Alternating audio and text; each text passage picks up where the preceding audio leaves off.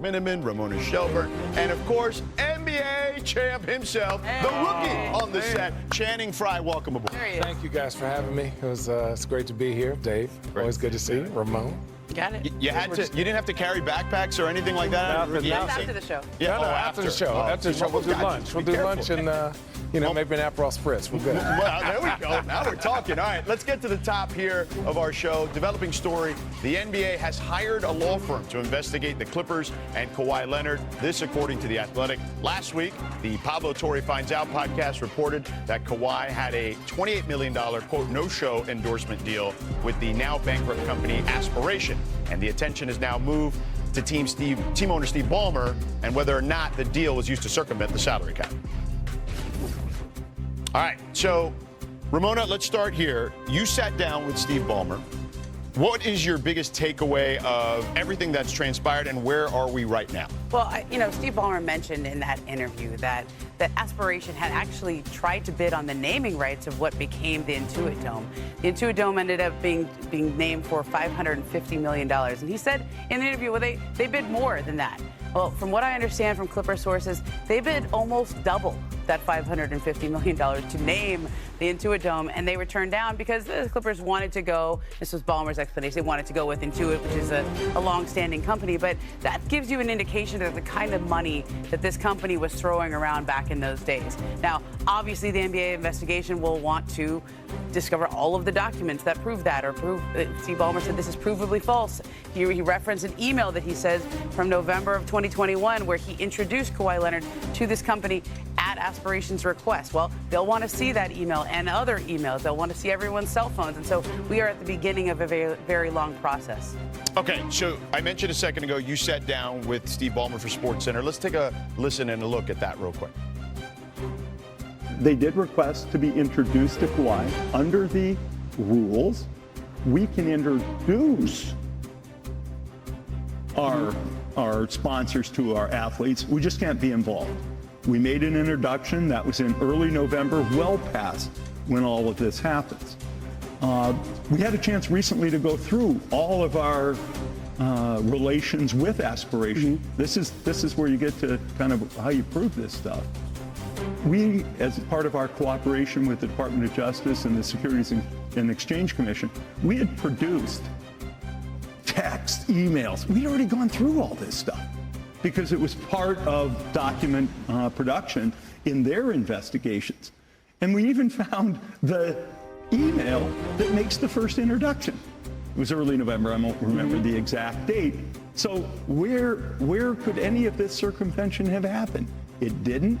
It couldn't have. The introduction got made, and then they were off to the races on their own. We weren't involved. I eventually learned that they had reached a deal. I have no idea what the deal was. When you signed Kawhi in 2019, the NBA had an investigation that his uncle, Dennis Robertson, asked for extra benefits, whether it be use of a plane, a house, guaranteed endorsement opportunities. And at the end of that investigation, you were cleared of wrongdoing, but they left open by saying if any new information comes to light, they would reopen that. So since 2019, has Dennis Robertson asked you for any other benefits that would be in violation of the league rules? They know the rules. They, meaning Kawhi and his representatives, including his uncle. We know the rules. And if anything's not clear, we remind ourselves what the rules are. And we make absolutely clear we're going to abide by those rules. And they understand them as well. And it's important for them to abide by them, which they have. If this story had come out about another team, another owner, how would you feel about it? I'd want the league to investigate, take it seriously. Like I said earlier, the salary cap circumvention rules are important to the league, and I'd want the league to investigate. Mm-hmm. And just so we're clear, you never directed anyone from Aspiration to do an endorsement deal with Kawhi Leonard? No, I didn't. And more importantly, we, the Clippers, did not. We didn't give them direction. We made an introduction as is appropriate under the rules. A lot of sponsors do like to, they call it activate, by doing something also with players. We made the introduction, and that was that. How do you the Board of Governors meeting is in a few days. How do you think your fellow owners are going to approach this?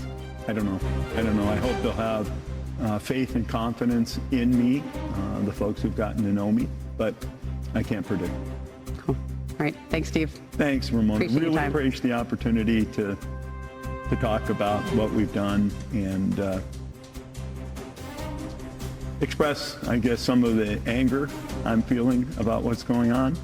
And I also feel some sadness for our employees. I'm mad, but I'm also sad that they're going through this as well as our staff and our fans. Thanks, Steve. Thanks. All right, Ramona, anything to add to that? Well, this is an interview where you ask a yes or no question. You're not really supposed to do yes or no, but the question on Kawhi Leonard's uncle, Dennis Robertson, had he ever asked you for more extra benefits, was a yes or no question, and there was not a no. I mean, eventually they got to we have to abide by the rules, but I think that was an interesting answer. And it's interesting also in that there was a Toronto Star report that came out over the weekend by Bruce Arthur, and it said at one point during their free agent recruitment, Dennis Robertson had asked for shares in the Toronto Maple Leafs and was told, no, you can't do that because that's part of they own both teams. Yeah. And so I thought that was this obviously has come up before. We've had investigations on this before. And here we go again. And that's been an issue with Kawhi Leonard dating back to his San Antonio days. Channing, what are your thoughts on all this? Honestly, I think you got to ask. You really got to ask. For a guy like Kawhi Leonard, I think as far as I know, he lives in San Diego. So it's like, hey, can I take the helicopter to go visit my family on these off days? Can I go see this? It's your agent's job to ask these uncomfortable questions away from Kawhi. And at the end of the day, looking at Steve Ballmer, is the juice worth the squeeze to go through all this, have all this paperwork? It just doesn't make sense. You have a new arena. You're trying to get your team into to be a contender. You're doing all these things that are billion-dollar checks. What is that $28 million really over whatever contract that is? That's not worth destroying your team. And you see his enthusiasm. He's probably the most enthusiastic owner. Why would he go behind just to leave a paper trail like this? It just doesn't make sense. It seems too sloppy. I think we have to look at what parts of this story are legitimate and concerning when it comes to the Clippers, and then what parts of this story are actually common business practice in the NBA. Let's talk about, obviously, the Aspiration Company having a deal with the Clippers and then having a separate deal with Kawhi Leonard. Well, I can tell you that Crypto.com has a deal with the Sixers. Afterwards, they had a deal with Joel Embiid as the face of the investment. You can say the same thing for Robinhood with the Washington Wizards and Alex Sarr subsequent after that. How about Chime? The Mavericks had the deal as an organization. Later on, Cooper Flagg, an individual deal. So that's common business practice. Beyond that, the question mark is, was this a normal level of tampering, or was this super concerning salary cap circumvention? I was told by a Clippers source that we recognize regular tampering to be like a speeding ticket. Salary cap circumvention is a red line. That's a murder charge, is what the source told to me.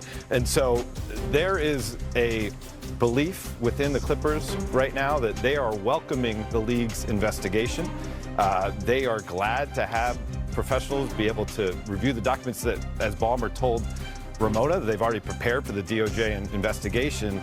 And, we could say that Ballmer told us that he was hurt and that he was angry. He may be a little embarrassed as well, too, because he did bring this company deal to the table, maybe didn't vet them enough. When we start talking about the numbers that are being thrown around, not just this purported Kawhi Leonard contract being, a big number, the $330 million to begin with was team sponsorship. A big number. Well, they were on their jersey patch, and I think that they never made it there, right? I think they never quite. Very soon after they made these deals, the company starts to fall apart. Right. Yeah. Let's welcome in senior writer and Scape, David Dennis Jr. How do you feel about all this, David? Look, this has the potential to be the biggest thing that Adam Silver's had to deal with probably since the bubble. When you think about all the moving parts that you have going on here, you already have a court of public opinion based on after watching Pablo Torre's investigation, who believes that there was something that happened untoward either with Ballmer or the Clippers or Kawhi or Uncle Dennis. You have a governor's meeting coming up where you have owners who are going to be asking questions about, is the guy the 1% of the 1%, and Steve Ballmer, did he do something to circumvent the rules? They're going to have a lot of those questions.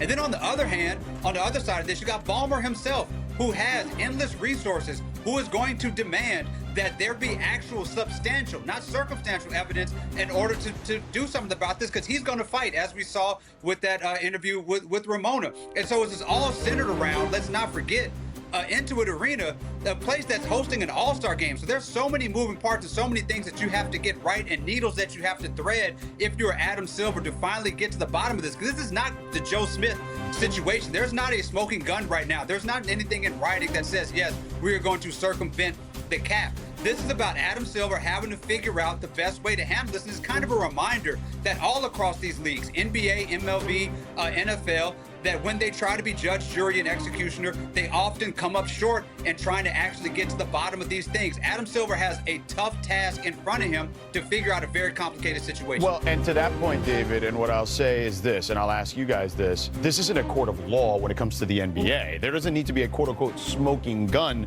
per se. The company aspiration is being investigated by the DOJ and the federal government, et cetera. That's a separate thing. But Adam Silver doesn't need that. They're launching their own investigation at the moment, and there doesn't need to be the quote-unquote smoking gun. So how does this potentially play out? Well, I'll tell you this. I remember from the last Clipper ownership scandal, which was the Donald Sterling scandal. Right. Somebody had told me, the only person who can hold other owners accountable are owners. Right. And that is Adam Silver's boss are the owners. And I think that Board of Governors meeting will be very interesting in New York. I've talked to a couple owners since the story came out last week on Pablo's podcast, and then since the interview that we did on Thursday night.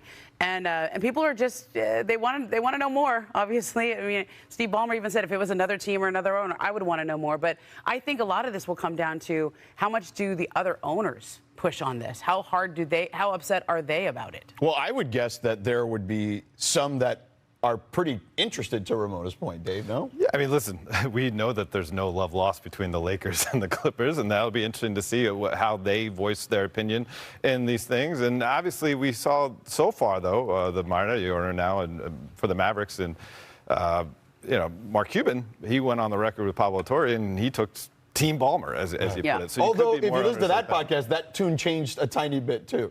Yeah.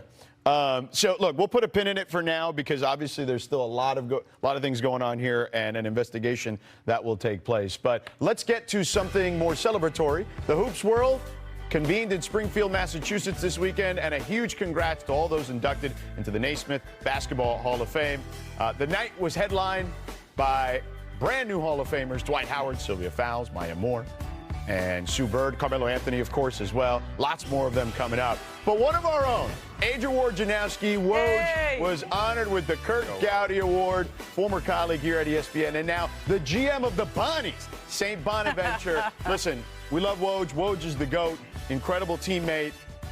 Just so proud of him in this moment. But for you guys, particularly Ramona and Dave, you guys worked with him directly. Well, I'll tell you this. Somebody said at his after